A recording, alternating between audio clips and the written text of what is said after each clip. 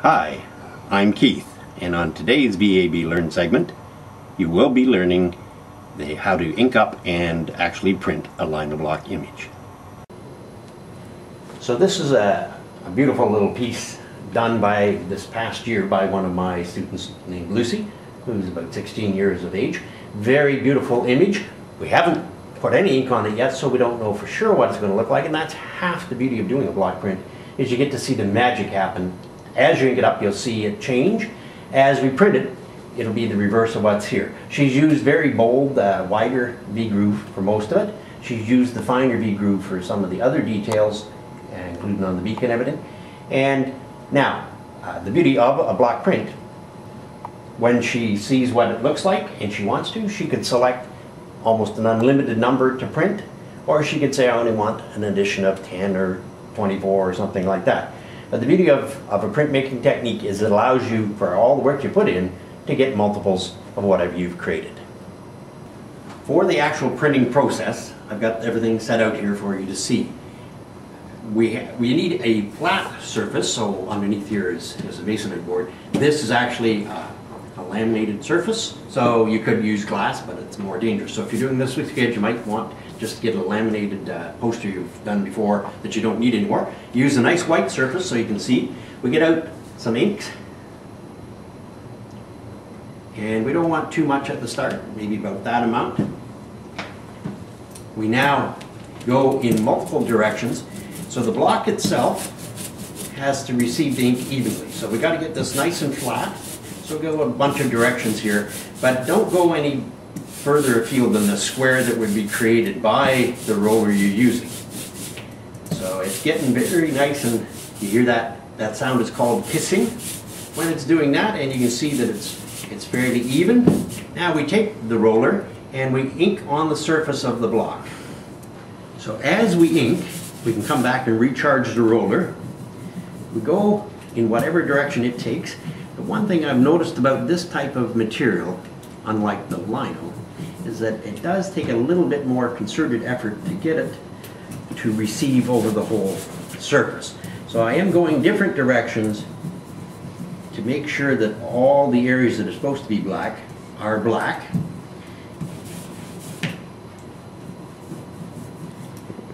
And it's almost ready to print now. The Lino surface is inked and ready to print. So we get a piece of paper. In this case, I'm just using a regular sheet. All the surface that is black is the raised area. There's some nice little ones here and there that have picked up. That means that they were that close to the surface they still picked. And I call them nice, those little lines, just the soft little lines that we could create, as opposed to the big bold ones like the rest. So whenever I'm doing a block, I like to tap it down first. This is called a baron. And it's again by speedball, like the tools and everything like that. Okay. But anything that's a hard surface, and I have on my big blocks for a commission I did for 3 years, I used a wooden spoon and a brass doorknob, rather than use the baron, because I wanted even more pressure. So we're going over the whole surface, and when I was doing a demo once, somebody wanted to try it and they were pushing their way right through, almost through the table. It doesn't have to be that hard, it just has to be nice and thorough and over the whole surface. So I can see even on this just regular bond paper that the ink has transferred through. And as I mentioned, I like to see how the image is going. So I can see that I need to press a little more there, so I'm going to use the edge of the baron, bring it off the surface slightly. So it's just an edge going in that area.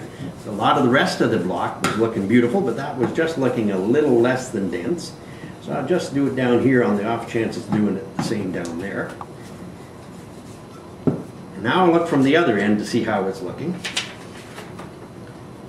And there are some areas, even though that was black there are some areas that were coming out a little on the gray side. So I'm going back, and once you take this off, you're not going to be able, because we don't have a registration system going here, we're not going to be able to put it right back in place. So that's why I lift it and look without taking it completely off. So after we've done this some more, we'll look again, see how everything's working, and lift it up, and we have ourselves the image. So we have a very nice image there should the artist, Lucy, decide that she wanted to cut a little bit more away, she would have to get rid of the ink off the surface against water-based ink, so it's just water wash up, so there's no fumes, no chemicals. Then, after it's recut, if she needed to, then she would re-ink it. But even if she was here now and we were continuing her edition, we'd need to recharge this because there's only a thin little bit of ink. So we take some more ink, put it back on there, do the process again, re-ink, and at this re-inking stage, it should be working even more thoroughly, faster, because there's new ink going on each time as opposed to the first time alone. The beauty of block printing is she can keep printing this forever, or print just a small print run if she wants. There's also what's called an open edition. So in other words, if she would still title it, she would still sign it, but she would keep it an open edition so that it's not numbered 1 out of 10, 2 out of 10, that sort of stuff. And it would be O over E, so open edition. And that way she could keep printing it for years to come.